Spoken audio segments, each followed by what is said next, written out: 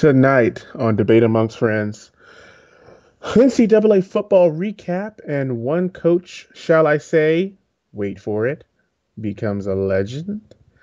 A wild review for the NFL this week, including coaching changes and the wild card games. Coaching changes, I will say it again, and wild card games and more starting now.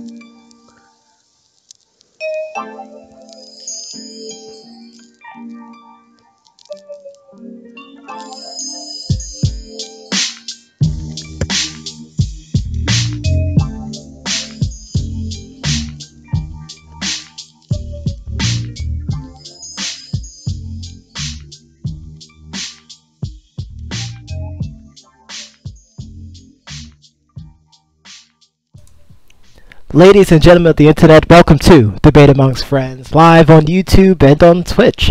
I am your host and moderator, the Professor John Gotti, and this is the 87th episode of the Sports Podcast on January 10th, 2018. I want to wish everyone a happy 2018. I was unable to be there last week, but the guy I'm about to introduce held down the fort, and he dominated.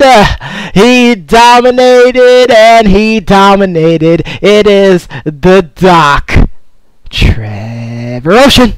How you doing tonight, sir? I'm doing great, sir. Doing great. Glad I could be of service. The people wanted to hear a show still, and I'm just happy I was able to give them what they want. I mean, I hope everybody jumps on the hype train. I see what you did there. Just keep this thing going, bro. I saw what you did there. I mean, I definitely appreciate it. I mean, I had some stuff to handle that day, and I was unable to make it, but I'm here. I'm ready to start talking. We got a lot of things to talk about tonight. And I don't know about you, sir, but let's get ourselves started. Let's do it, Bobby. So, Doc mentioned last week he offered the predictions for the national championship game that happened on Monday, and he went with Georgia, he went with the Bulldogs, and I went with Alabama. I want to say Roll Tide in a celebrating way, but it's a bitter victory. I was curious why you believe that. I know you said it, and it was bitter for me too, because like I told you, I think I really wanted Alabama to beat Clemson, to beat Georgia, but I really felt that they just couldn't do it. But had I known that they were going to take Jalen Hurts out of the game, and I hate it because I love Jalen Hurts. But obviously not Nick Saban anymore. See, and we're going to talk about that. I mean, and we do. There's a lot of dialogue that needs to happen there. There is. I mean, but I did choose Georgia, as we well know, and I put 10 cents on the game for a guy at work, to keep it small. It wasn't anything serious. I actually gave him 10 pennies. I thought Georgia was going to win, and if you watch the game, which I'm sure a lot of people did, you saw Georgia dominate this game. And shall we say it was Atlanta Falcon-like? That has been the meme. But is it though, really? I mean, of the week. Atlanta Falcons was up 28-3 the whole half. I mean, yes. We're talking about, what was it, 10-6, 14-6, and at halftime. Remember, they only scored one touchdown in the first half. Yeah. So it might have been maybe, what? I'm sorry, 14-6. Yeah, I think it was 13-6. Yeah, so I mean, they went up 20-10. I mean, so I give them a pass. Honestly, they were huffing and puffing. They planned on going against Jalen Hurts. That's it. I don't think anybody even expected Tua to even dress for the game. Well, I mean, let's not go that far because. Okay. He's the backup. I get it. Okay. I'm just kidding. Like, come on. He should have been passing water out, though. Let's be honest. Wow. He should have been passing water out. Water boy. But I mean, let's talk about it from the Alabama side first. So the reason I was just slightly bitter about it is, they had many opportunities to win that game. They did. And they kept blowing it. That kicker was very Nick Folk-like. I mean, put your mother flipping head down. Shout outs to Chisel Adonis for that, too. I really feel like you're right. I think both teams had a chance to win the game. And I think we saw that throughout the whole playoffs. This is the first playoff series, with the exception, I think, Alabama, Clemson, because Clemson just didn't show up at all. Nope. The three teams that did show up, Alabama, Oklahoma, and of course Georgia, I think this is the first playoffs where you would see that. Actually, you know what? I can't say that. Each playoff, since they started, has had one team that's been dominated. It's either going to be in the championship game, like we saw Notre Dame get destroyed that year when Manti Te'o was still looking for his fake girlfriend, or last year, where Clemson was kind of steamrolling everybody. So I think this is a good argument, of course, that we'll have to have later on, maybe episode 92. We're getting there. Or episode 100. You just never know. You never know. Where they have to start thinking about expanding the playoffs. I mean, could you imagine if the University of Central Florida was in there with their hot streak coming in, playing high? I would have given them credit to be able to beat one of these teams. But I think, anything could happen any given Saturday night. And I feel like, if the stars are all aligned, I could definitely see them making some noise. Yeah, so, I mean, from the Alabama standpoint, I do agree, though, getting back to the topic at hand, I do believe that Alabama could have tied the game a long time ago, could have ended the game with 3 seconds left. Yep. Which was almost a catastrophe out there. I know Nick Saban somewhere is still taking Tums for those last couple seconds. I mean, he's probably just dukeying everywhere. Oh, and I knew he was going to use that term. Dang it! But, I'm sure he's probably, like, oh my God, what is he doing? But you're right, though.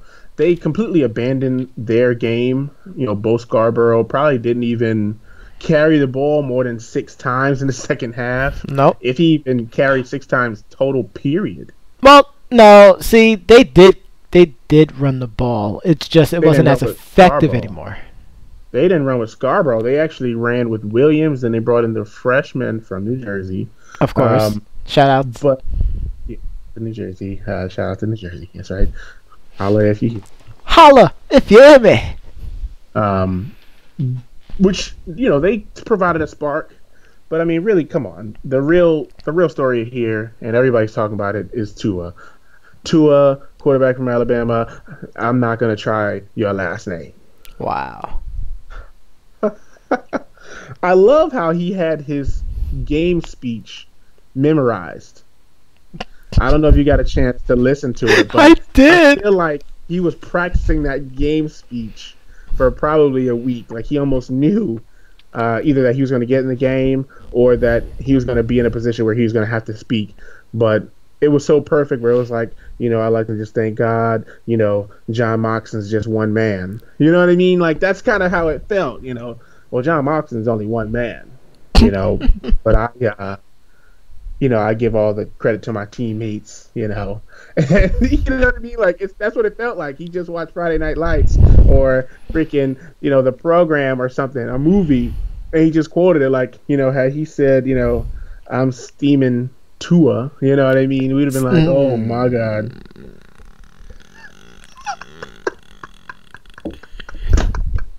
You know where I was going there. That's a straight you definitely. My gosh.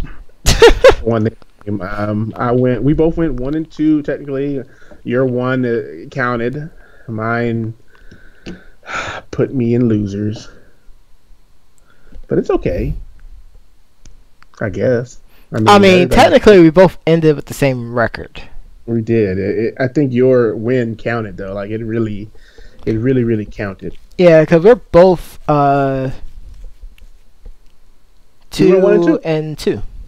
It was 1 and 2. 2 and 2. How would it be 2 and 2? Because you started 0 and 2. and then I started 1-1 Yes. because you picked Clemson Clemson. and Oklahoma, Yep. and I just so happened to be lucky enough to think that Alabama. No, I picked Clemson You too. picked I no, it wasn't the Clemson game. You got that one wrong too. It was the I really thought Clemson. Come on, it was Georgia. You picked Georgia. come on, come on. You didn't. We both picked Clemson, so I mean, it is what it is. I mean, we saw the resume. You know, we ate up the hype, and that's no bro there. And bro. you know, we both got burned by it. But you know, at least we can say that it wasn't just us that was the only two who got burned. Like a lot of people who lost a lot of money. At least You we're know, not that burned. I had a chance to check out some of the Vegas winnings, and a lot of people lost a lot of money. I mean, could you imagine losing all that money in overtime? Oh my goodness.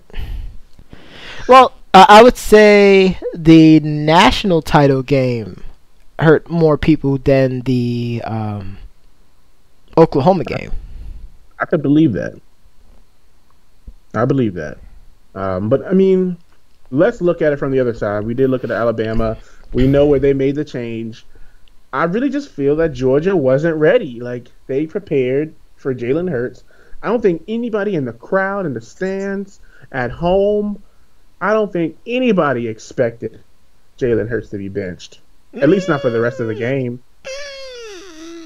Okay, so I don't know if you was hearing a lot of the reports from a lot of the analysts and whatnot, but they were talking about how Jalen Hurts was kept on a short leash for that game. I agree.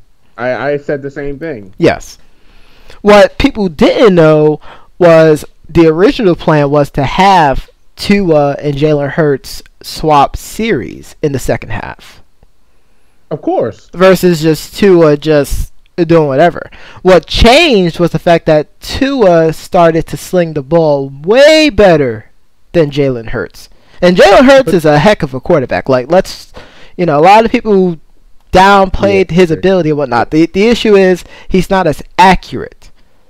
I agree to disagree with the first statement, not the accuracy part, but the part with the slinging it. Like I didn't feel like they called the same plays I feel like they called a lot more passing plays for Tua. for Tua. Yeah, like they did. I don't feel like Jalen Hurts got an opportunity to sling it. I But- think I saw him maybe drop back a few times, and he really was running for his life.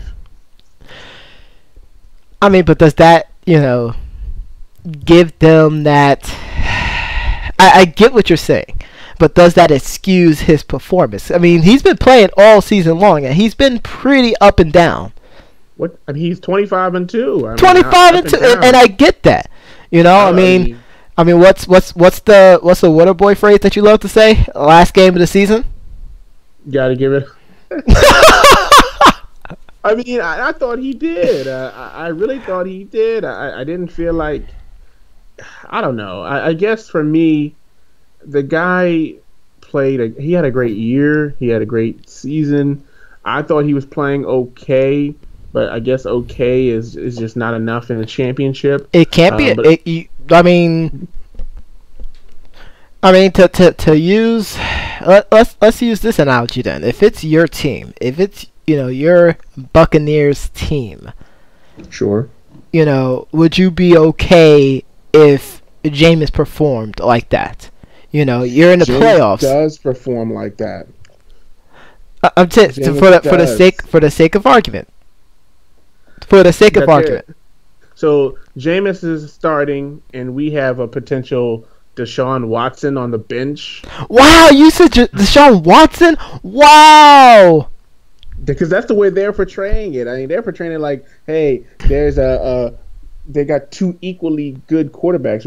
If we would have drafted Jameis and Mariota in the same draft, we had number 1 and 2 pick, and we picked both of them back to back. Because that's kind of what Nick Saban gets to choose from. I mean, he gets to choose from the top 10 guys of every position. Yeah. So, I mean, Tua was a really good quarterback. He was highly recruited. They knew he could throw the ball, but if somebody was to say, "Hey, Tua's going to replace Jalen Hurts sometime in this game and just take over for him, they would be ridiculous. And They would be I wouldn't ridiculous. I wouldn't buy that. I'm not buying it. But let's still go back to talk about Georgia because we keep going back to Alabama. So Georgia, they played their heart out. they played Georgia smash mouth football. Chubb disappeared. I was pretty. Chubb definitely disappeared. Yeah. There was definitely APP put out on Chubb. The quarterback played really well. The kicker played astoundingly well. Yeah, they were giving him Blankenship. some names, boy. They were. I heard one person call him Porn Stash.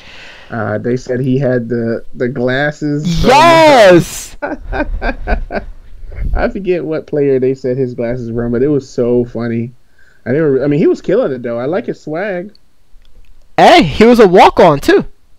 Yeah, he did his thing. He earned his scholarship. I really dig it. I mean, of course, my favorite player in the game, Roquan Smith from Georgia. I think he played a great game. Their defensive line, I think they had a pretty good game. I think the one turning play that probably would have won them the game. It was 3rd and I think 8. Mm-hmm. And Tua dropped back. They had him. All they had to do was wrap him up. That was the And second got- series. That was the second series. Yep. Because I think the third one is when he threw the interception. Yep. So if they would have sacked him right there on that drive, they probably would have won the game. Because that drive is the one that he scored on the first time. Mm-hmm. So they sack him right there. I think that shuts him down a little bit. They might even go back to Jalen Hurts. Because think about it. He would have got sacked right there. He would have came the next series, possibly thrown the interception. They replace him. But, I mean, I don't know. Georgia played good. I mean, they just couldn't finish. I mean, I felt bad for them because I would have went, I would have had a winning record, but I felt bad because I really thought they had it in them. I didn't believe in Fromm, and I woke up in the morning. I was like, I can't believe I bet on the Fromm. Like I couldn't believe it, but I just stuck with them. I really believe that they should have won the game. And a lot of people would agree with you. Georgia should have won the game. Now, the other thing that I really wanted to talk to you about, and there was a pretty interesting article about it from SB Nation. They said another big factor, other than no one was ready for Tua. I guess you could say maybe the defense kind of got gassed. Maybe. Definitely. They were huffing and puffing in the fourth quarter, definitely. And let's see, what's the third reason? And they just couldn't get the job done. The offense needed to get a touchdown to put more pressure on them, and they couldn't do it. So it is what it is. That's in overtime I'm talking about. Yeah, without question. I think that it was interesting after that last touchdown, which I don't know. Calvin Ridley, he caught that last touchdown, and I mean I was happy for him. I knew he was going to show up and score the last touchdown. Well, not the last touchdown, but the one that put them actually in a winning position. Yep. Georgia just let them off the hook. I thought they were playing good coverage. I just think that when the time counted, they just didn't make the defensive plays. I mean, you can call it fatigue. You can really call it whatever you want. They just didn't get the job done. I mean, that's it. They didn't execute at the end. And that's what it's all about. But the thing that I wanted to get your take on is they talked about how the referees played such a huge role in this game. I don't know if you know, but the referees that officiated Monday's game were all from the Big Ten. So there's a lot of controversy behind that, which is weird because both teams are from the SEC. So I'm just trying to, wrap my head around that initially. Why it matters. Yeah. That sounds like media baiting to me. I think they only missed maybe 2 calls that I saw. Just 2, maybe 3, but 2 I know off the top of my head, the ones that I saw that they missed that were game-changing moments. Number 1, that blocked punt. Yep. They definitely missed that one. It was really, really terrible. And the next one was there was a face mask that they missed. Big, easy to catch. But that block punt I thought was the one that really, really changed the court. That could have changed the game. That really saved Alabama, honestly, because they would have been like inside the 30 somewhere. But yeah, they really blew that one. But I'm calling BS on that one. I'm not buying that one. I'm selling that actually. I'm selling that one. What did you think about that? Well, there's always going to be really bad calls, blown calls or missed calls or whatnot. But I mean, other than the two that you mentioned as well too, there was and maybe it's the same play. You're talking about the punt that should have been an offsides call, but I think the offside should have been called on Georgia, but it wasn't. No, it was the opposite. There was an offsides call. It should have been either false start or just a block punt. That's what it was. Yeah, they blew that one really bad. Really bad. I hate it actually. But I mean, all in all, I want to say that they kind of let the boys play. I agree. I didn't like the pass interference call at the end. Yes. That was pretty terrible, but I mean, I don't know. I don't know. I think that's people just salty trying to make excuses. Yeah, a lot of excuses. That's definitely salty. Where's the Morton when you need it? Oh my gosh.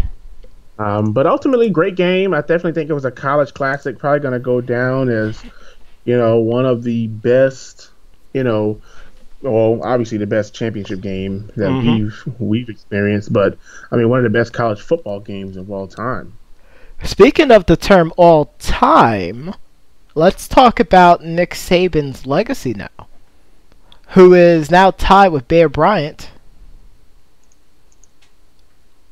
with the most national championships in college history. I think it's really good for Nick. I mean, I think I was joking with one of the girls at my job who's from Alabama. Once I came in, she just started saying "Roll Tide." So of course. I mean, he deserves it. I mean, think about it. He left it to go to the NFL. He came back. He said, "You know what? Coaching college football is what I'm gonna do." But I mean, he's good. I think I joked with the girl and I said, I mean, she was like, "Oh, he's really good at recruiting," and I said, I mean, I'm sure. What's his pitch? Roll Tide? I mean, you know what I mean? Like, just think about it. Like, hey, let's go out to dinner. So what do you think? What do you mean what I think? Roll Tide? Roll Tide? I think so. I could now picture that is like Jay-Z coming up saying Holy Grail and like, yeah, I signed with The Rock. What? Yeah, like that exactly. Holy Grail. Oh man, where's the pen and paper? You know what I mean? Like, yeah. Or his like wife or somebody in his family makes pancakes with like Roll Tide on it. You know what I mean? Yep. Like that's so interesting. So I don't know. I think that he is one of the greatest, but I think when you have Alabama behind you, come on. Well, I mean, he usually end up having the best recruiting classes. Like, who doesn't want to play for Nick Saban and the Alabama Crimson Tide? Like, let's just start off like that. I think it's so interesting. I would find it interesting to see how kids choose their colleges. Obviously, they're choosing it, based on location. They're choosing it based on the coach, based on their potential playing time. But when you go to Alabama, similar to like in college basketball, when you choose like a Kentucky or a Duke or a North Carolina, you choose one of these big programs, like, hey, you might have to really practice selflessness, and it might not be about you. It might be about the team until, you finish your year or in football years, which, of course, we're going to get to it, which was what we saw in Jalen Hurts. But I mean, I think Nick is great. It's just another example of a great coach who, hey, he's mastered the college game. He's mastered the college recruiting, and he's mastered the college, game. His assistants do well. Unlike the Belichick tree, Wow. which is actually go on to be pretty successful. Yep. They can't beat him, but they go on to be successful. Yes.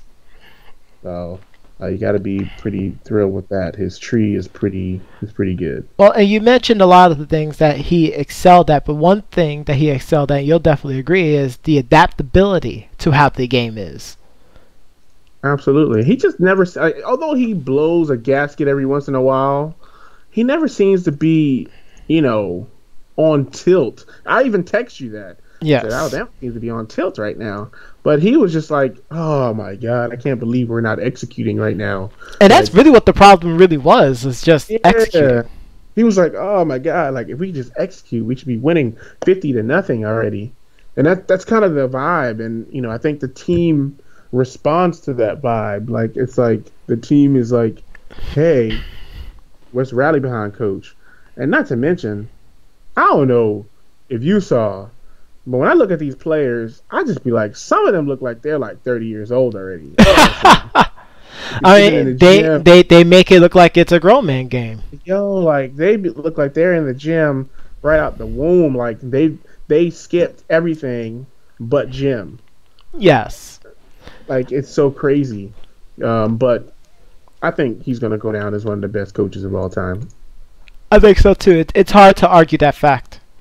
At least in the modern era, he's the best head coach in college football history.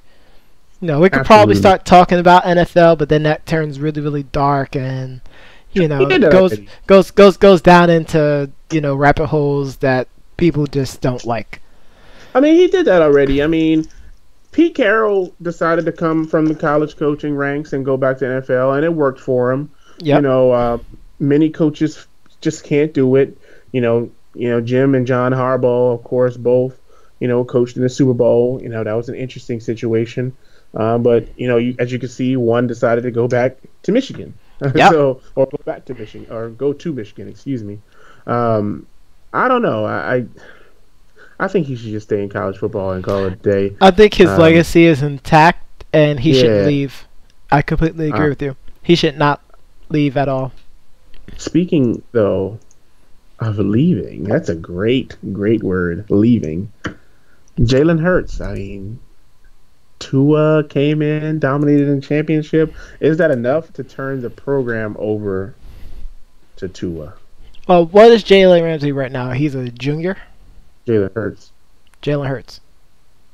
Jalen Hurts. Is he a junior? Year. So he's going into his senior year?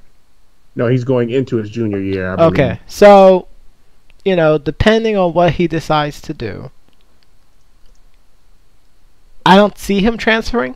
I feel like that's more of a gut reaction from the masses that, he just wants to take his ball and go to another team. But I don't see him transferring. He still has the chance to regain his starting job. He just has to put in the work over the off season. I think something like this will help drive him to become better. But I don't see him actually sitting there just transferring out to a different one. You mentioned Texas being one of his potential destinations, but I think it's way too soon to try to make that call. What did you think about yes, I'm gonna go with this. That was former Alabama quarterback Greg McElroy, who's an Alabama legend, I guess, in his own mind. Hilarious. Believes that Jalen Hurts may transfer to Texas, which would be interesting. Texas obviously now has a new head coach. Sorry, that never happens on air. Coughing, that's so taboo. But as you know, Texas has a new coach, and it would be interesting to see if they could, lure him from Alabama. But, and I guess the only reason he said that is because Hurts is from Texas. Of course. But, I mean, my thing is, I don't want him to go to Texas and he be, the prodigal son has returned and we have a whole, LeBron maniac, Jalen Hurtemack, situation, a la Shawn Michaels, a la Stone Cold. Hey, come on. But I think the one thing that comes to mind is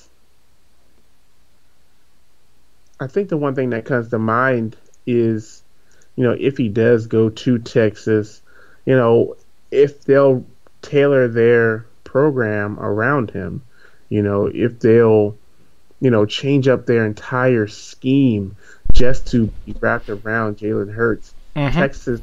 I think Texas is more of a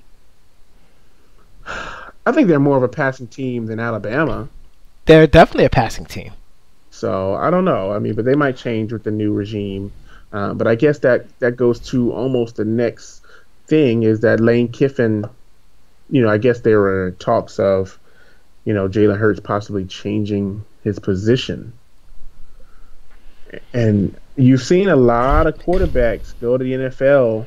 Becoming receivers, kick returners. I actually just got finished watching a highlight video of Brad Smith. Brad Smith. Great quarterback. Mm-hmm. Troy Smith. Great quarterback. Mm-hmm.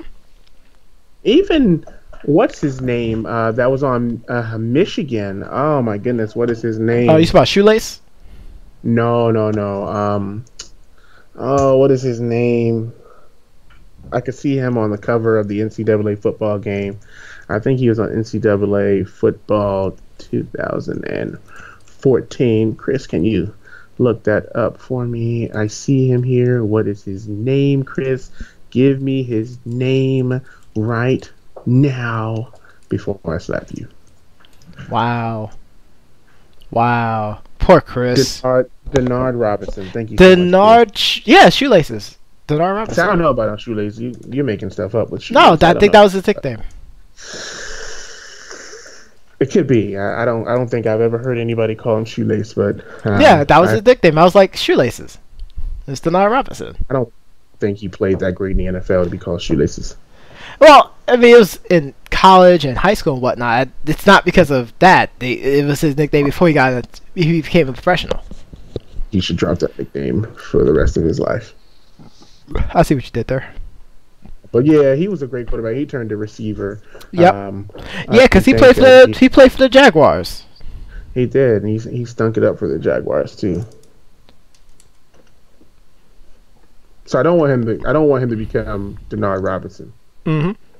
Well, no, Denard Robinson didn't become a receiver. He became a running back. Running back, receiver. I know. He did it. But it's just the fact that he changed his position. But I think Jalen Hurts needs to take a very Tebow-esque approach and say, I understand that I have other special abilities, but I want to be a quarterback. And I think he's better than Tebow.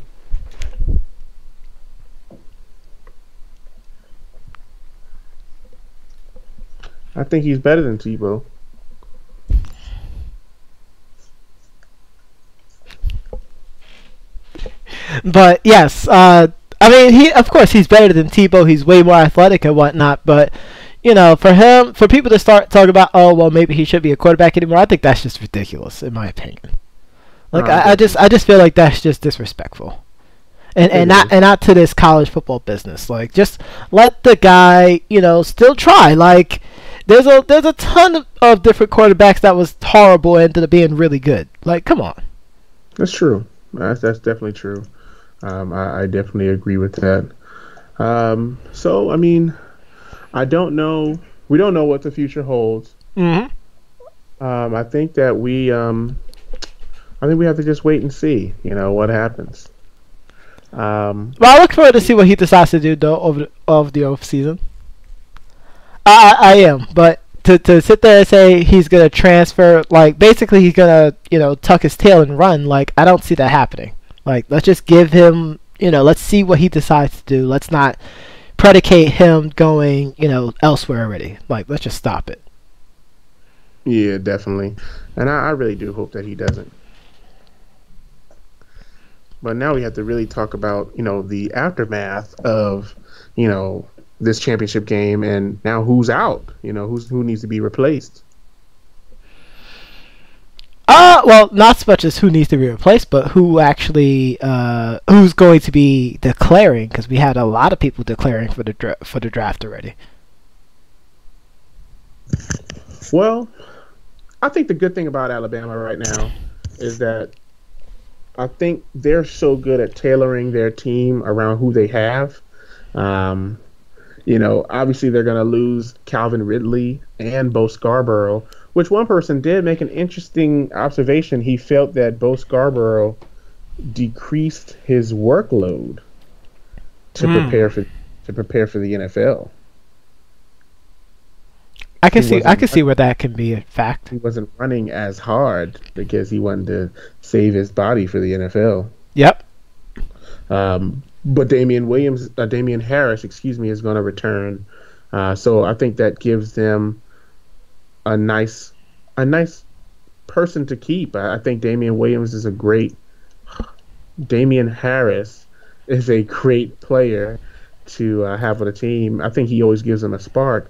Mm-hmm. And I really do believe that having him there, and then of course the freshman now going into a sophomore year, and I'm sure they're probably going to bring in another top 5 running back next year. I think they're going to be fine in the run game. Whether they start Tua or Jalen Hurts, but they're also losing, the MVP of the championship, the big Alabama defensive tackle, which of course, if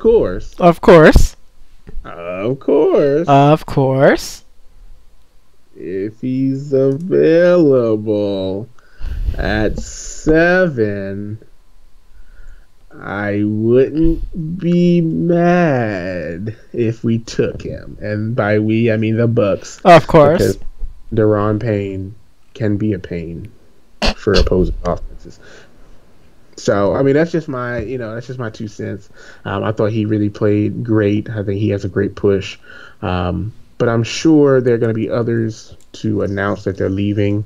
So far, I've only heard of those 3. I'm sure there are probably some others who are leaving, but I've only heard those 3. I imagine that, 1 or 2 of their defensive backs are leaving. They always leave together, I feel like. But I think them losing Daron Payne is going to be pretty interesting. Well, and I think he could be great for your defense. We talked about this on the podcast. I figured we can let this be known right now. I told you about the one thing that can block them from getting him. Your boy. The one that you feel like can help turn the tide. And that's the Cleveland Browns. And you did say that. But I think the Browns, I think you also said Roquan Smith could be taken by the Browns. Mm-hmm. So really, as long as the Detroit Lions aren't ahead of us, I always feel confident that we'll get a good player, because the Detroit Lions have a history of taking the players that I want. They took Calvin Johnson. They took Ndamukong Suh, which, don't get me wrong, I love Gerald McCoy, but I thought Ndamukong Suh slightly better. Yes. He would have brought some nastiness, but obviously Gerald is sticking around, and Ndamukong Suh is still bouncing around. So I think we're doing a pretty good job. But, I mean, that's my thoughts there. Obviously, they're going to have some rebuilding to do. Calvin Ridley declares. I'm curious as to why Alabama didn't Alabama didn't recruit Calvin Ridley's brother. I'm curious as to why. That's a good question. You know what I mean? Like, what? I wonder, unless he just wanted to go to Georgia. That's probably what it was. But now that you mentioned draft orders, I can safely inform you that the Detroit Lions are not in front. In the top 10. That's great. 'Cause they As trade. of this article from NFL.com, thank you, Chris, for the quick. Sent Chris a text by saying, "Hey, give me the draft order 1 to 10 as of however so you have it." And he made us to give it to me, and here it is. We all know number 1 is the Cleveland Browns.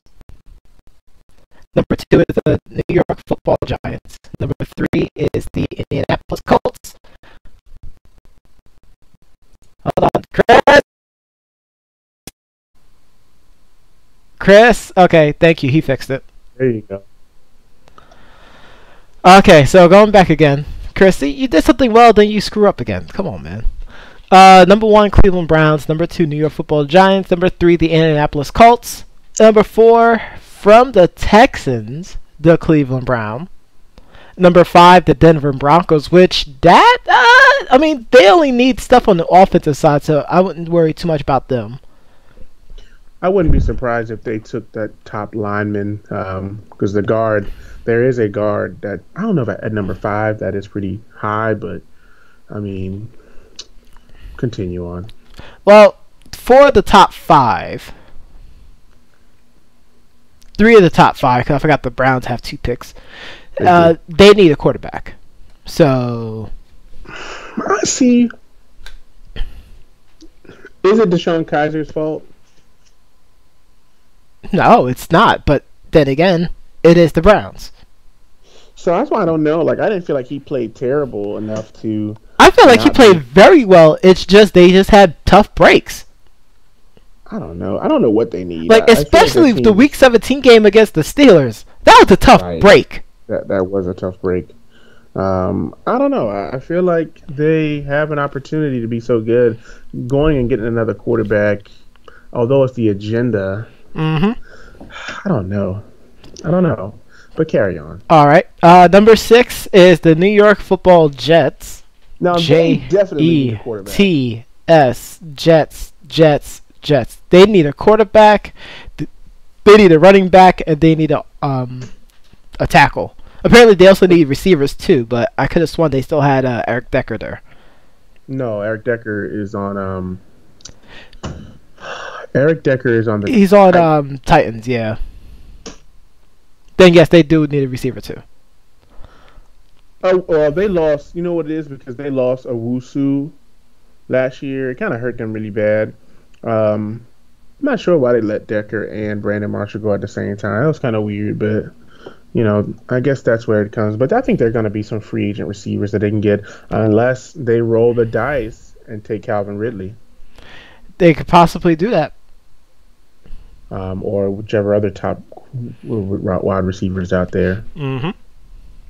But of course, the team that we've all been waiting for. Number 8. Wow. No. Number 7 is the Tampa Bay Buccaneers. Which the last time we went at number 7, we chose Mike Evans. So yep. I'm pretty comfortable with our number 7. Honestly, if we really wanted to, we could trade down. I think our needs are so weird. Like, we don't need a quarterback, clearly. We need a defensive end, a running back, or a corner, which really, I don't know. I think all of those needs are just as important as the other. I mean, they mentioned how they want to move on from Doug Martin. Brent Grimes, he had a really bad injury, but he's probably going to test out free agency. I don't think so. I think that's buck baiting. Buck baiting. Buck fan baiting, yeah. Because I think Brent's going to come back. Doug, I don't think it matters what running back we bring in. Our offensive line, that's why I'm surprised that our offensive line isn't there. I know we had some injuries, but I wouldn't be surprised if we took an offensive lineman and went, free agency, But if Chubb from North Carolina State is still there, I wouldn't be opposed to taking the defensive end from NC State. I can agree with that. Number 8, the Chicago Bears. Tied for number 9, but I think the toss-up gave San Francisco number 9. And the Oakland Raiders. Jay Reedy's team. Number 10.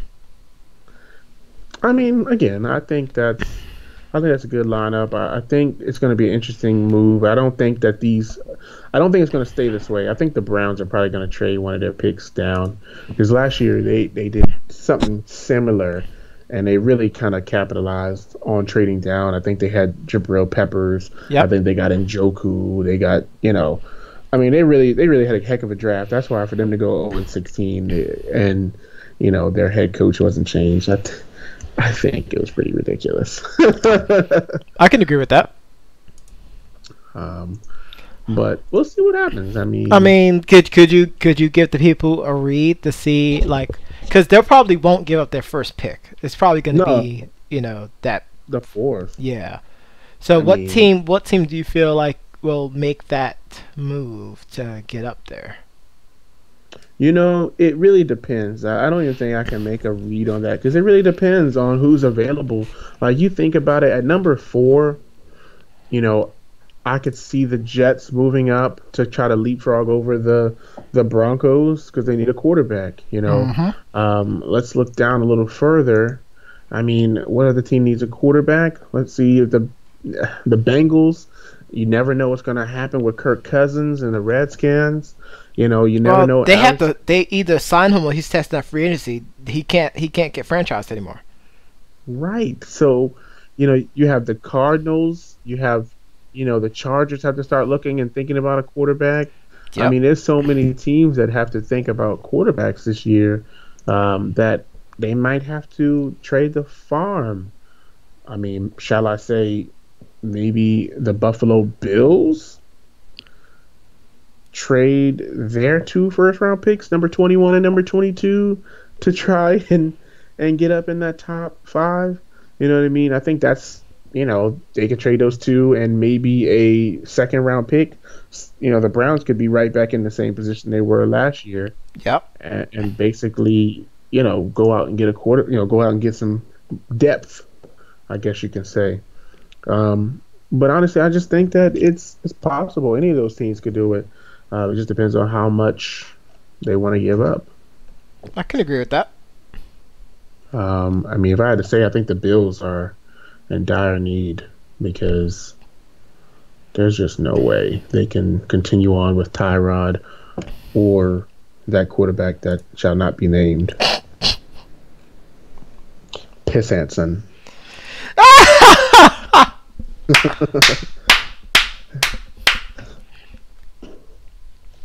It was pretty bad. I mean, I can see probably the Cardinals trying to make a move. They're gonna have to, unless.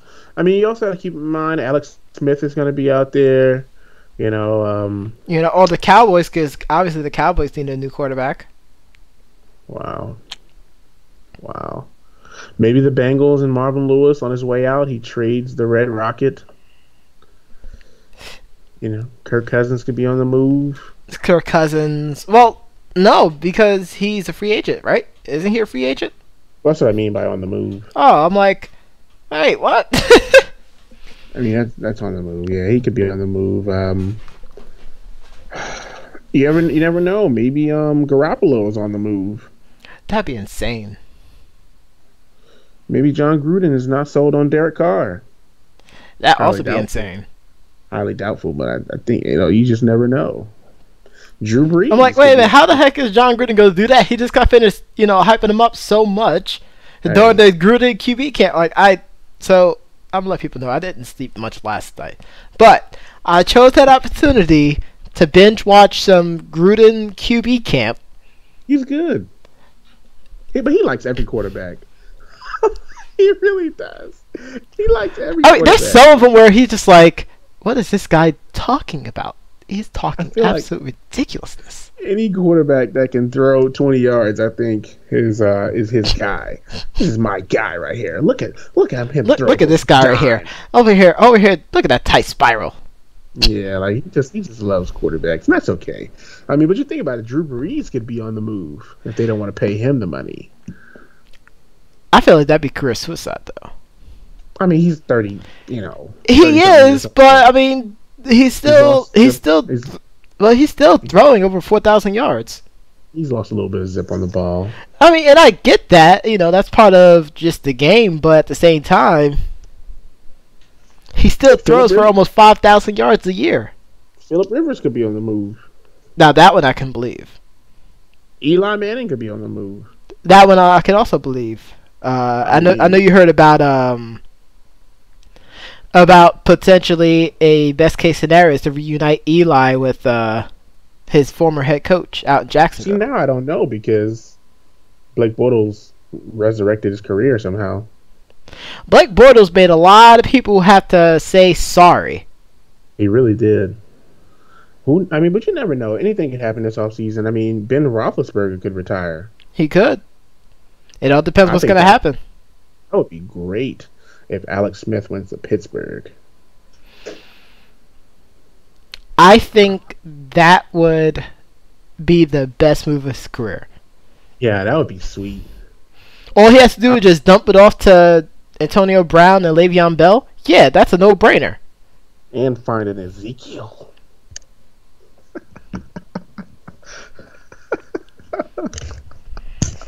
Moving on. But I'm glad we're getting into NFL, though, because, we do have to definitely talk about not only the coaching carousel, the changes, but also we had a wild card weekend in which the Professor John Gotti, the King of Bungie, the Trollmaster Data Analyzer Ninja, the conqueror of his own destiny, was out here in the great state of North Carolina watching me drool as I slept on the Falcons and Rams game.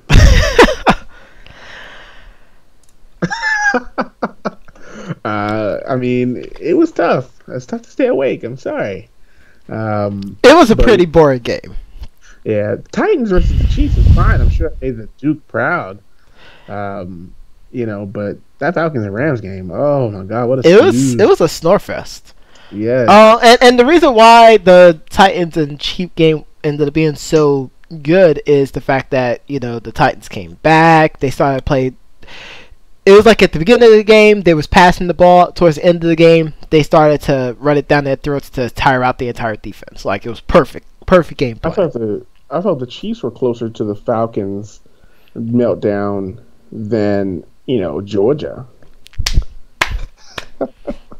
Because the Falcons, the Falcons, you could tell the Patriots they just out coached. Yep.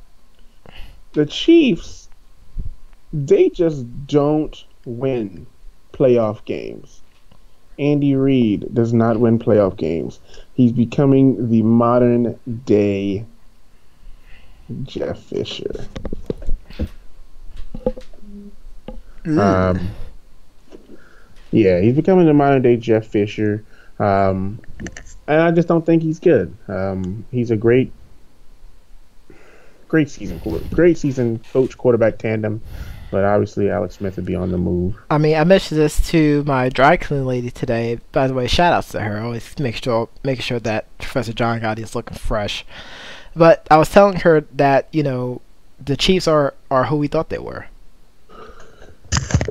Agreed. They always look so dominant during the season. Granted, this year was different because they lost 6 straight. They did. Still somehow made it into the playoffs. So, they pulled a San Diego Chargers of yesteryear when they used to do that kind of crap.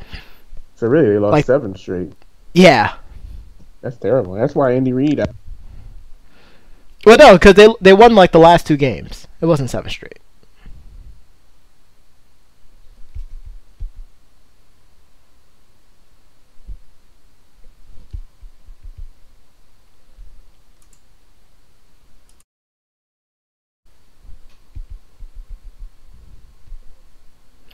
It looks like that we have lost Doc Ocean. Okay, Chris is on the case. There we go. Good job, Chris. I was saying that we'll definitely see, what happens with Patrick Mahomes and, Alex Smith moving forward. I think this is the last game for the Chiefs for Alex Smith. No, We'll see. I can't even comment on that right now. I think so. I think this is his last game. Interesting. But the other game, Snooze Fest, I think the Rams had a chance to make it competitive. They had some bad breaks, some bad turnovers before I fell asleep. They couldn't stop the run. I thought they had Matt Ryan somewhat on tilt. He got scratched in the back of his head. That something I'd never even seen before. Somebody was complaining about the grass. It was really slippery out there. It was very slippery out there. But to a point where they felt it was almost like the championship game in the Pac-12 refs. Wait, like, Pac-12? Pac-10, I'm sorry. Big Ten. Big Ten. It is Pac-12. Yeah. Was it all Big Ten? Mm-hmm. I thought it was mixed with Pac-12. Nope. But Big Ten, I mean, that didn't matter. I don't think changing the field really...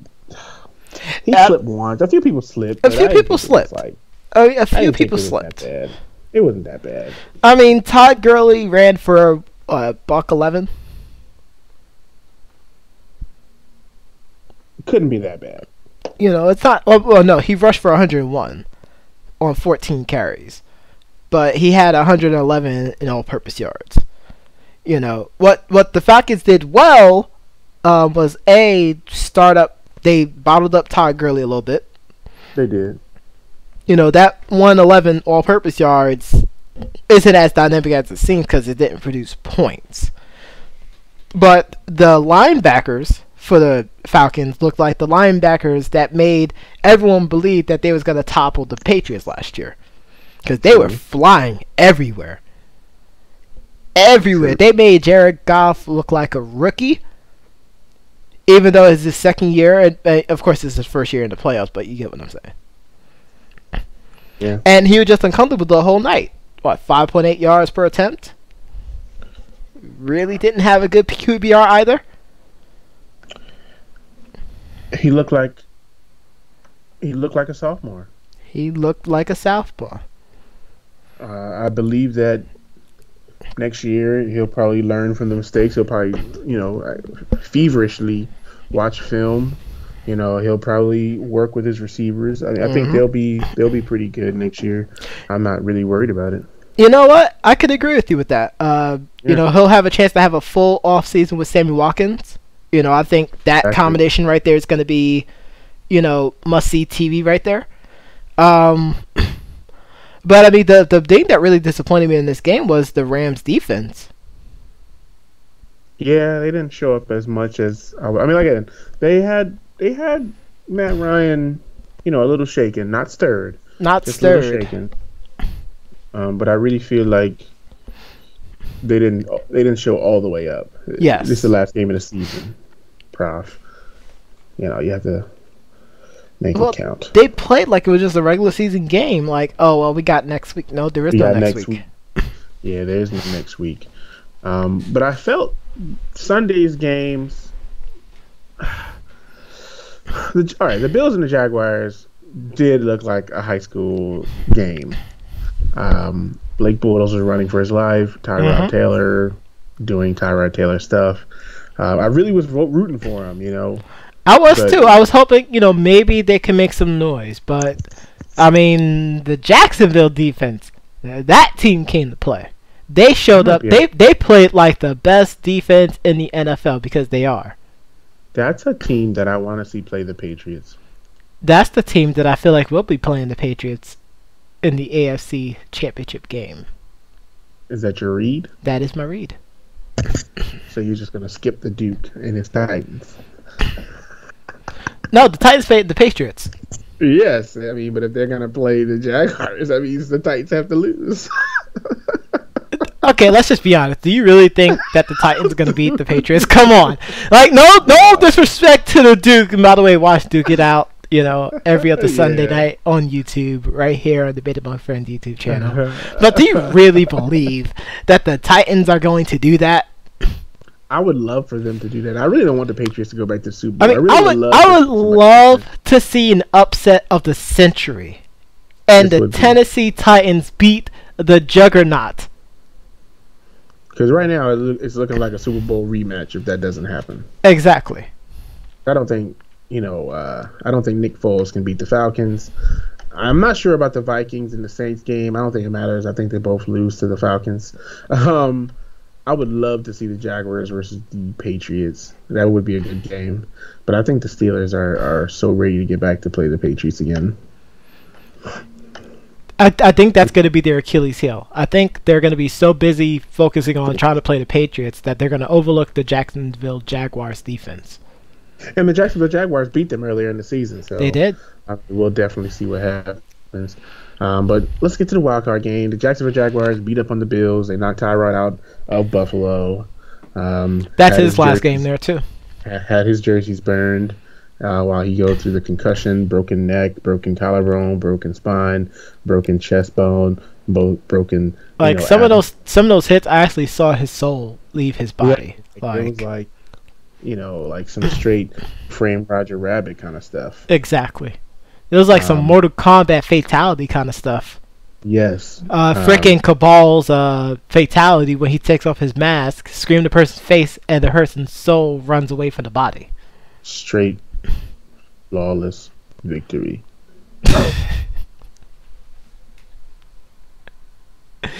Oh my goodness. However, that being said, unfortunately he just couldn't cut the mustard, and I mean, I'm kind of glad they didn't put Peterson in the game,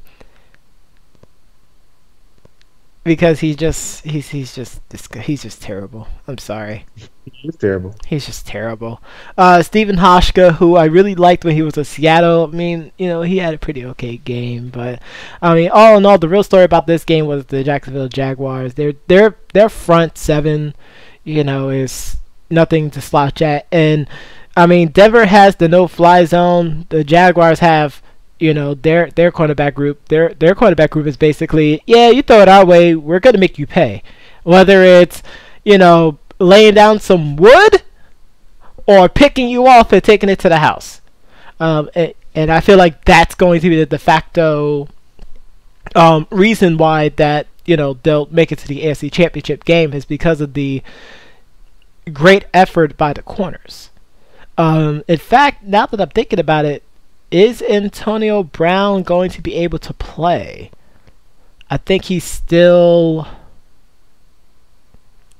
I believe he is still on injury protocol. He might be a game-time decision.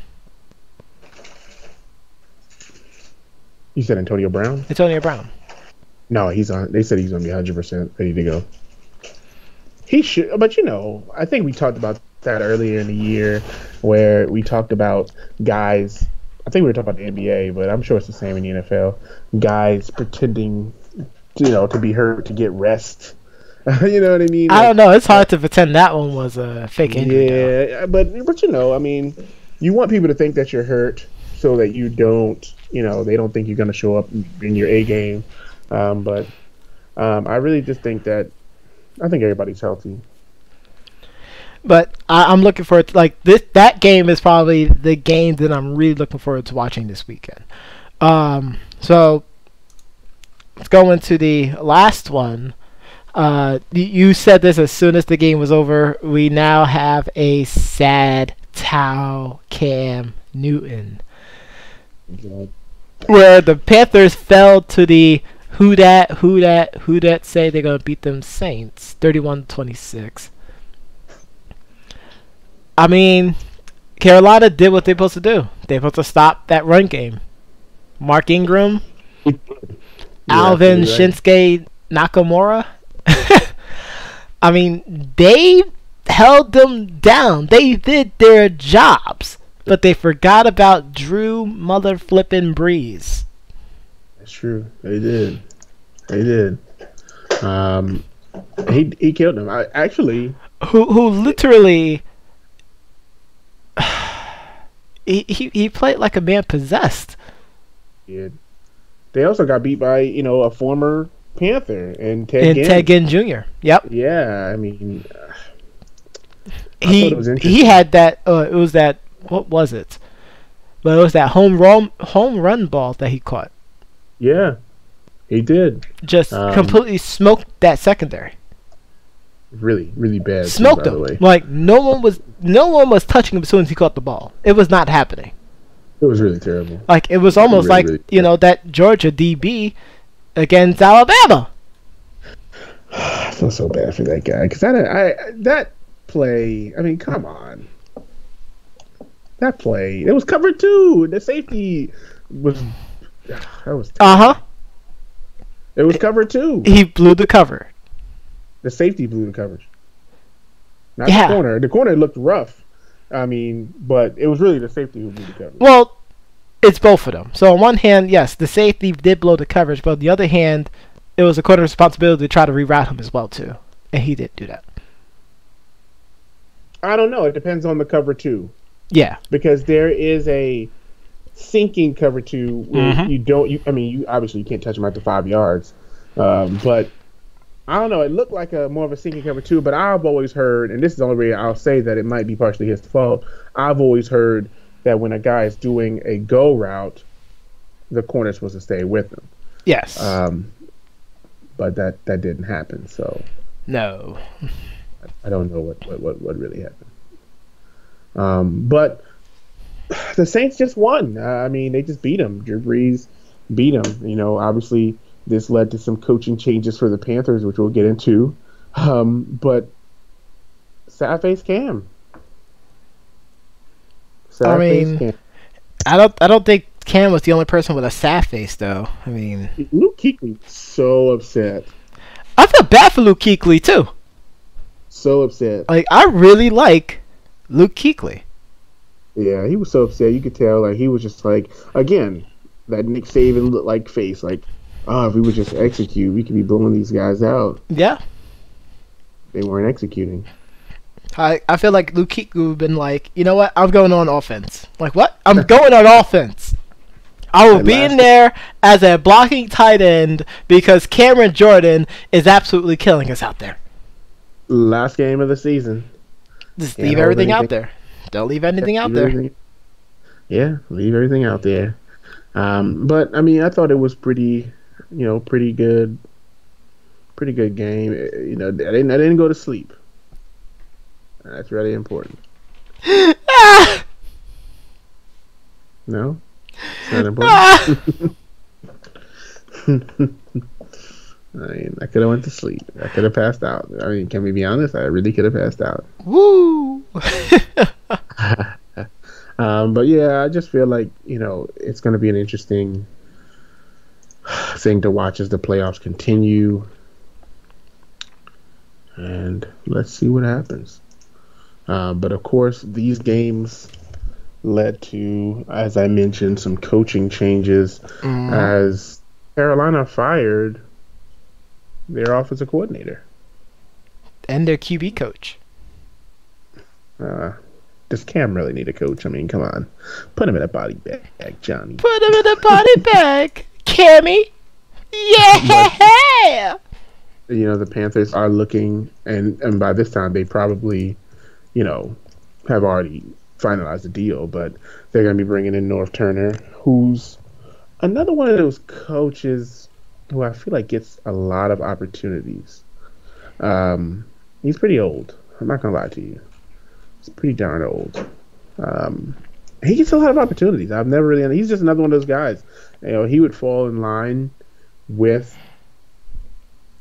those other guys that I talk about, the Jeff Fishers. I was like, is he gonna say it? Like, please. Yeah. But he's gonna go be a coordinator, and he'll get another job at 65 years old. Just great. But I think he's from North Carolina. That's probably why they were like, let's bring him in. And let's get him working with Cam.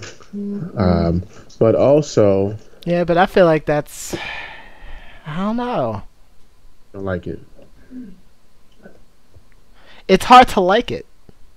It's hard to like it. But unfortunately, we're going to have to live with it. We're going to have to live with it. Now, the other thing, of course, the other interesting news here, the Seattle Seahawks make some coaching changes. They did. Which, you said you weren't really shocked. I was pretty shocked to wake up to this news. I thought it was interesting because I thought that the changes on Seattle's offensive line over the last couple of years, I thought Tom Cable at least deserved an opportunity to keep his job, but Darrell Bevell, over the last couple of years has been such a hot commodity, especially in the head coaching realm. Right before. Trying to think of what team it was. I think it was Miami before. Was it before they hired McCoy? I just know that he was one of the hottest coaches over the last 4 to 5 years. And the fact that he's free now, and I wonder if there are going to be teams that are going to be like, hey, we could just bring him in right now. I mean, it's not his fault that, Pete Carroll wanted to play, Russell. Just go out there and just say, throw the ball. Go to the Buick, turn around. I mean, what really hurt them is the fact they had no type of running game. Do you know, for the people out there, that the Seahawks only had one rushing TD this season? And that's unacceptable. Just one. One. That's unacceptable. So I think if they were able to steal, I'm going to say steal, Bo Scarborough in this draft somehow, I think that would be good for them. I think it's definitely something that this team not just need, but like they're not going anywhere until they make that kind of move. Unless they go sign Trent Richardson. Hopefully Bo Scarborough doesn't turn into Trent Richardson. Hopefully Trent Richardson learns how to unlock his dreadlock powers. Oh, no, you didn't. Oh, my gosh. Shout out to him. Shout out to him. Darrell Bevell and Tom Cable both lose their jobs out in Seattle. Yep. In a more interesting news to me, the Packers bringing back Joe Philbin. Yes, he was very excited about that. That's interesting because they were really a great tandem. Like, they were a really good team. They also bring in Mike Pettin as defensive coordinator, which I think is another great fill. I think it's going to be interesting. They also brought in another general manager. Which I definitely agree they need to have a new direction. Yes. Because they need a more complete team around Aaron Rodgers. And they also have to start thinking of, if Aaron Rodgers is going to be able to stay healthy the next couple of years. Also true. I mean, do they have the next Aaron Rodgers on the bench? Like, do they have his replacement? You know what I mean? Like, the person who replaced him did okay. Yeah, he was okay, but when Brett Favre was leaving, Aaron Rodgers was more than okay. Yeah, but you have to catch lightning in a bottle again to have the next Aaron Rodgers. They need to start standing outside in the rain then. They need to pull up Ben Franklin. With a kite and a key. They need to be out there with the Doc, and McFly riding around in the DeLorean. Oh my goodness. Oh my goodness. But also in other news, the 49ers did hire Ken Norton Jr. as assistant head coach, which, Ken Norton Jr. did play with the 49ers, so of course that's always interesting. We'll see exactly what happens. He was with Oakland Raiders and definitely helped with the development of Pro Bowlers like Khalil Mack and some of those other defensive players. I just feel like that Seahawks and Packers and Carolina coaching changes were so interesting. But I did want to throw out one more, and I guess, this is not really coaching carousel, but some of the jobs that are left. I wanted to get your take on this because a lot of people feel that he's a good quality coach. I personally don't think he's ready. But Matt Patricia. Matt Patricia. Who could most likely end up being the new coach for the New York Football Giants. Or the Lions, apparently. Or the Lions. He's like their top choice right now. I don't think the Patriots defense has been that good to even give an opportunity. I Once don't again, understand. and we talked about this off the podcast, so it's great that you mentioned this. I said he probably needs one more year. He needs to have a defense that's at least top 5 to be worthy of being a head coach for a team. True. They're still around middle of the pack, in my opinion. Even with James Harrison being on the team. Right. But I feel like he's not ready. I agree with you with that. But once again, it's all about where did you come from? You came up through the Belichick coaching tree. Which none of them have been good. No! But That's it's the enticement of it. It's never about just it's the enticement of it. Like Josh McDaniels might end up being a head coach again for the Colts. I would be okay with Josh McDaniels being a head coach again. I think Josh McDaniels is ready to go back to being a head coach.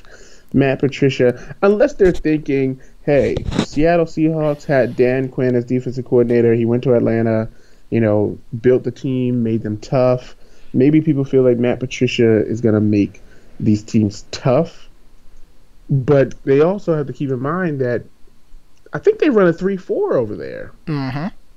And that's why it's kind of interesting for them to say, hey, I want to bring this guy in. But I think this is another one similar to how the Panthers brought in North Turner because he's from North Carolina. Yep.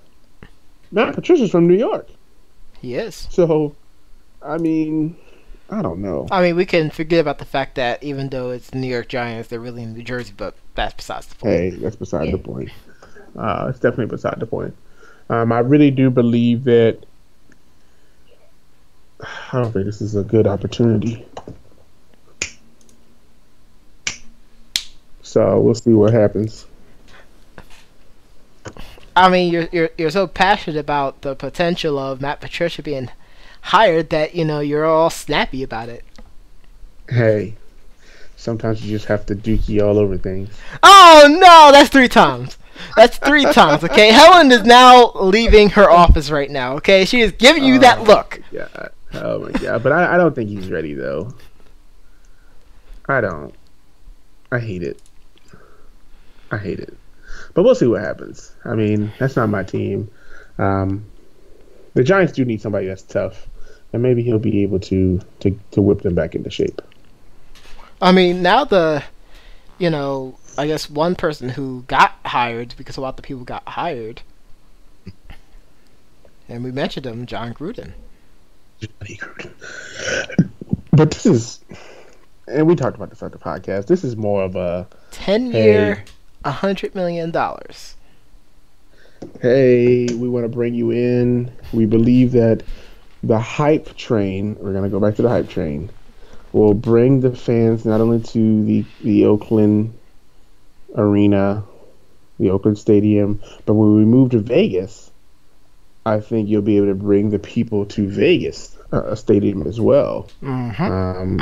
So, I don't know. I just feel like it might not work, but dang it, we're going to try it for 5 years, 6 years, and see if it works.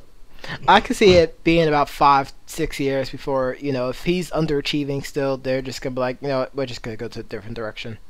I don't know, because, when you look at people like Marvin Lewis, mediocre seems to be okay in the NFL, so... Shout out to Stephen A. Smith. I feel like, being mediocre in the NFL for 10 years, as long as you're getting close and sniffing the playoffs, I guess, is a successful season. But I am interested to see how John Gruden is going to draft, his free agent signings. He likes to spend a lot of money, so hopefully the Raiders ownership is ready to dish out some cash. Yep. Maybe the Raiders will bring back the Al Davis mythology of just win, baby.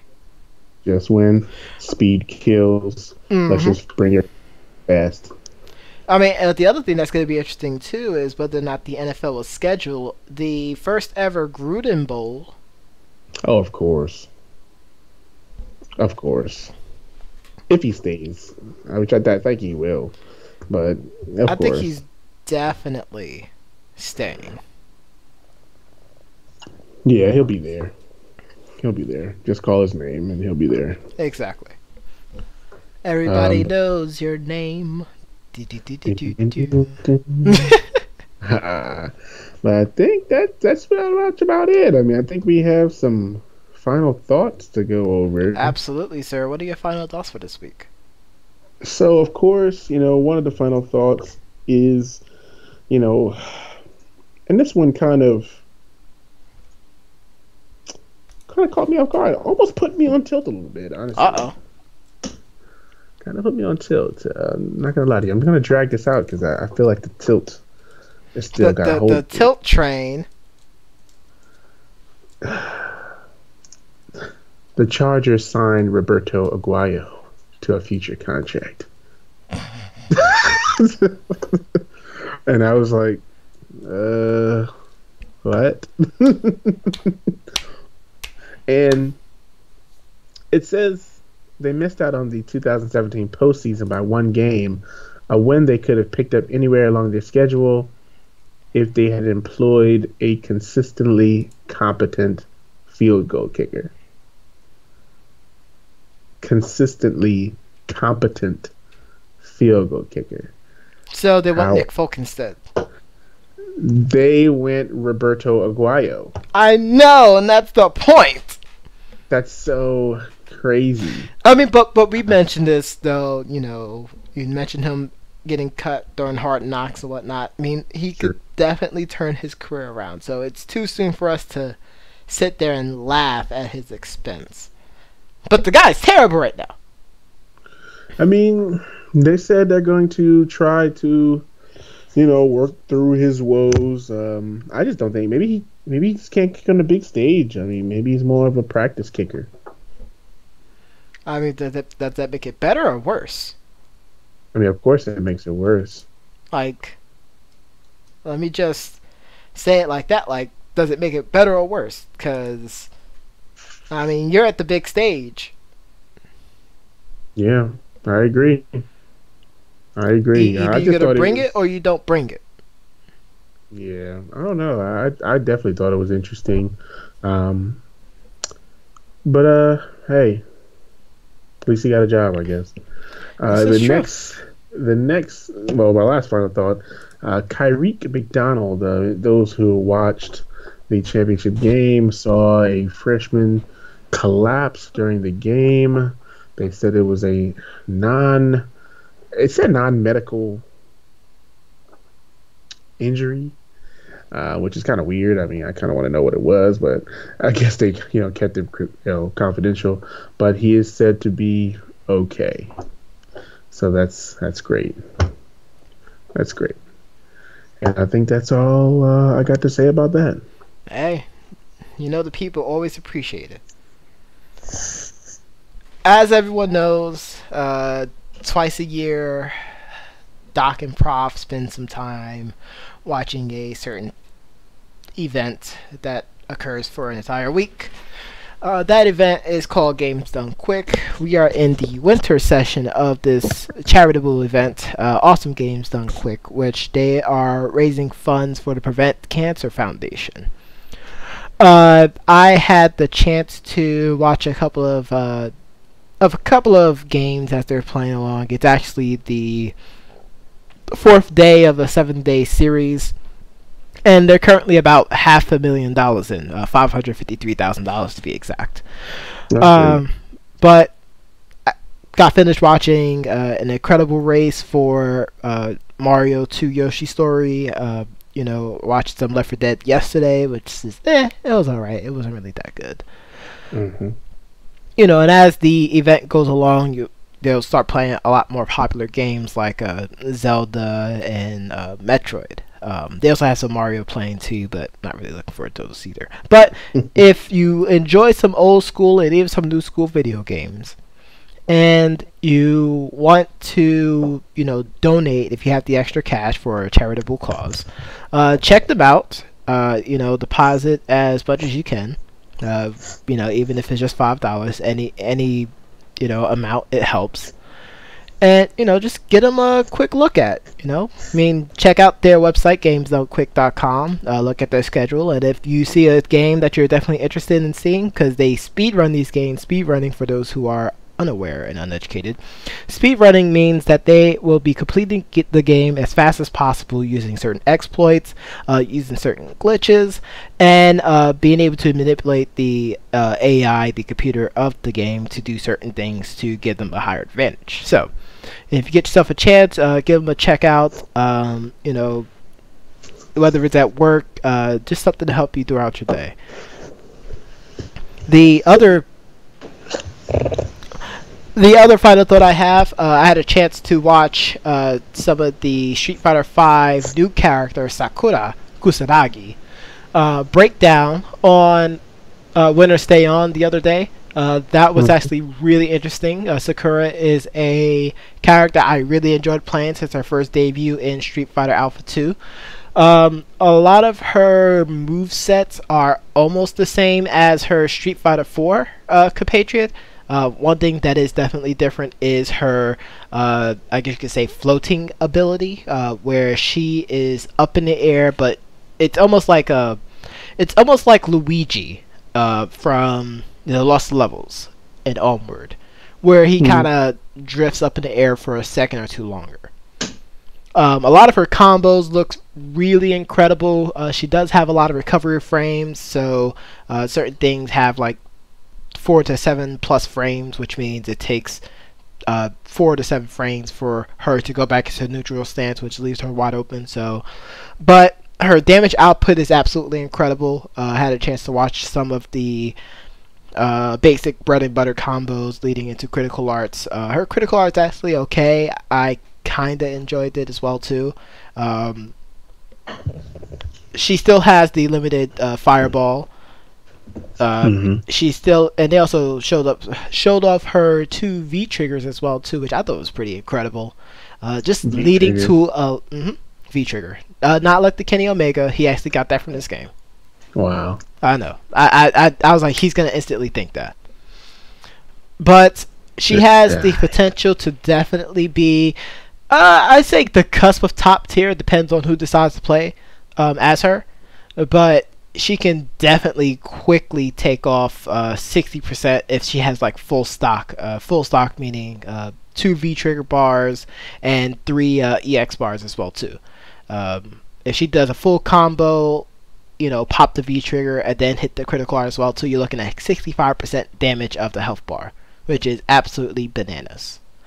So looking forward to the releases. That's going to be happening later on this month for everyone to play. If you have PC or PS4, be sure to snatch your copy of Street Fighter V. If you already have it, the updated patches and updated season will be available for you for free, according to Capcom. So look out for that. And that's it for me, sir. That was excellent. I was just reading how Kirk Cousins wouldn't mind playing for the Browns.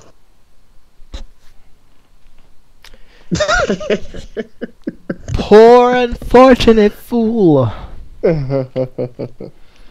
Yeah, but other than that, I think we covered everything we wanted to cover. I think we, went through the national championship, Super Bowl collapse. Yes. The 1 and 2 Doc and Prof. I mean, it happens, man. I think the only thing I might not have touched on last week was the fact that Carson Palmer's retiring, which I was pretty happy about. You was very happy about that. Yeah, I think that's the only thing I didn't mention last week. But other than that, I think another great start to the year. I mean, we look forward to bringing the people the entertainment that they want and need. Check out Duke It Out on Sundays. Obviously, we're going to be marking out, hopefully, with Jay Riddy on Thursdays. And so much more. So much more. Absolutely. Of course, you can always follow us on Twitter, Facebook, Debate Amongst Friends, both the group and the fan page. Don't forget about that fan and group page. It's 2 separate ones. 2 separate ones. You can listen to us on YouTube, which we're live right now. So if you listen to this, you know that we're live. You know it. Tell your friends. Tell your family. Tell the person on the corner. Tell them all about the Beta Bug Friends. Tell that person over there standing there. You even tell that pissant standing right behind you. To check out the Beta Bug Friends on YouTube. Check out Instagram. You can listen to us when we're not live on YouTube, on SoundCloud, on iTunes, and any and all podcast application for your Android and Apple devices. Just be sure to search for the Bates Among Friends in the search bar for your app, and you'll be able to pull us up. So any and all support we have, you can provide for us. We definitely appreciate it. We always look to be better for you. But I'm going to finally introduce tonight's track. Tonight's track is from one of our boys, Substantial. This is the reason why we're going to do a Substantial track. I know people are saying, oh man, you always play Substantial. But we are also celebrating his birthday as well too. So, you know, from myself, the Doc, Chris, and everyone else here at the Beta Among Friends, we want to wish Substantial a very happy birthday. You know, keep up the great work, man. The beats are awesome. You know, the lyrics are, you know, always on point, and you know, we appreciate.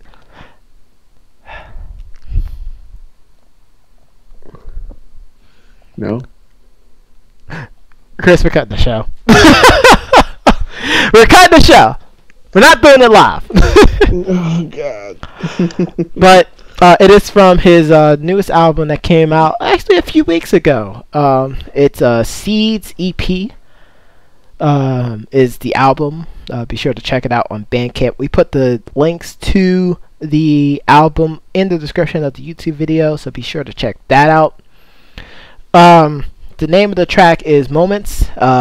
It actually was done by Tone Deaf, and he requested that Substantial do a rap behind it. It was just a instrumental at first, and Substantial added the lyrics, so that's why it's called Moments, the Substantial remix. But thank you very much for joining in tonight, ladies and gentlemen. Be sure to catch us every single Wednesday night right here on YouTube and on Twitch. I am your host, the Professor John Gotti. And this is Dr. Wednesday Night himself. And we'll catch you again, same podcast time, same podcast channel. Peace and love. Taste the ocean.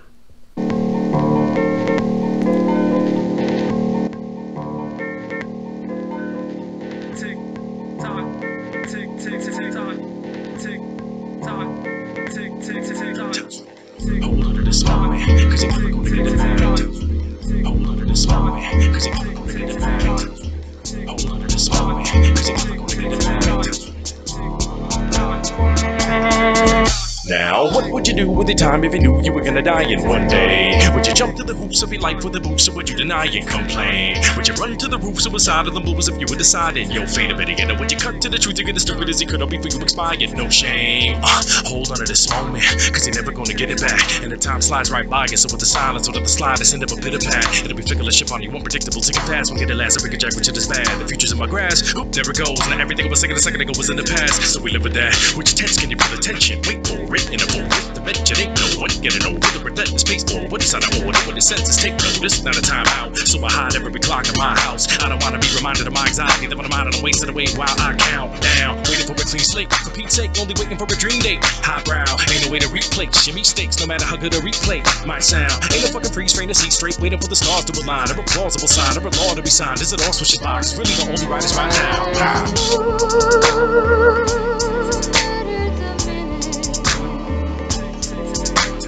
Five golden minutes, the minutes of you. Why murder the minutes? I took the minutes, and what could I do? Hold on to this moment, cause you're never gonna get it back. And as each one passes, it adds back, and you gotta drag it to the next year, quit a collapse. Bit of romance and the concept of living fast. Don't sit and stagnant, get stopped, and then it's your ass. So we get attached to the madness of being frantic until we crash into walls that were built to last. Niggas say give it time, and it's been in mind while they give advice. Luckily, I'm wise, it was set aside. The simple takers that were dashing within a prime, but disintegrating in the ash by the finish line. 2 minutes in, 11 seconds gone. You can feel the ticks forward in your bones, and they thoroughly devoted to murder for deserving and notice the bar. When it's over, it's tomorrow, is the no, but I feel it in the bottom of my soul. I don't wanna die, yo, that's all I really know. I could live forever, but my body's getting old. God made a promise of this talk until it's slow. Holding your breath brings you closer to death. It's the loneliest lesson. You grow to the test, and this whole bit of flesh is a linear experience, except of course within the mind, within the law. We're gonna kept and I feel it, cause I wanna hold it and stress this out. Put all that's left before it runs out. I'ma own it with any doubts and small regrets. We're born at the entrance. The passage of time. Form is defenseless. Warp as we trek it until the reaper escorts us to the exit. Molten and breathless.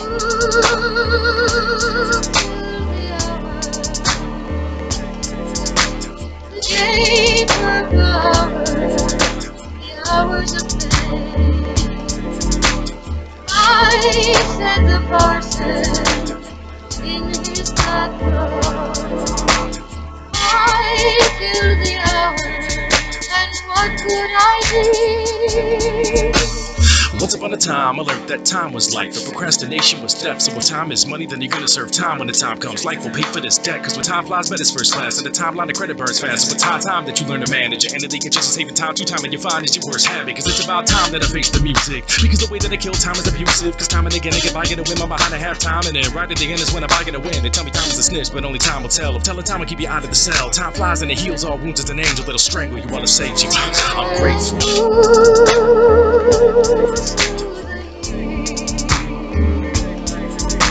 Sweet precious years, the years of truth.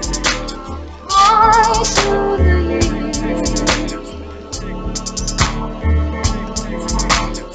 Why so the years? And what could I do? Hold on to this moment, cause you're never gonna get it back. Tick tock.